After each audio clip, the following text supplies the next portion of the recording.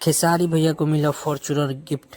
जानिए इतना महंगा गिफ्ट किसने दिया इस वीडियो के माध्यम से। लेकर पटना, बक्सर से लेकर बलिया तक, लखनऊ से लेकर मुंबई शहर तक, और सबसे बड़ा योगदान हमारे बड़े भैया राजकुमार सिंह जी का है। कहाँ है हमारे, थोड़ा सा साइड दे देंगे ना, थोड़ा किसी एक मैं बोल लेता हूँ ना, सबसे बुला के सबका प्यार आशीर्वाद दे लूंगा। आइए राज भैया, और राज भैया के हाथ से गाड़ी की चाबी भी लेनी है मुझे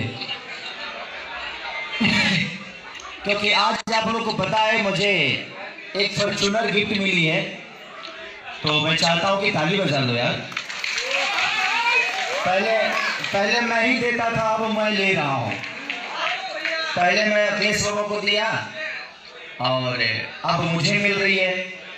तो मैं पूरे टीम, हमारे पंकज राय जी से लेकर जितने भी हैं, संजय बाबू, हमारे पंकज बिहारी से लेकर सोनू पांडे से लेकर हमारे बड़े भाई हृदयालाल यादव भी हैं, और भानु भैया ने बलिया से लेकर बक्सर तक बहुत प्यार आशीर्वाद दिया।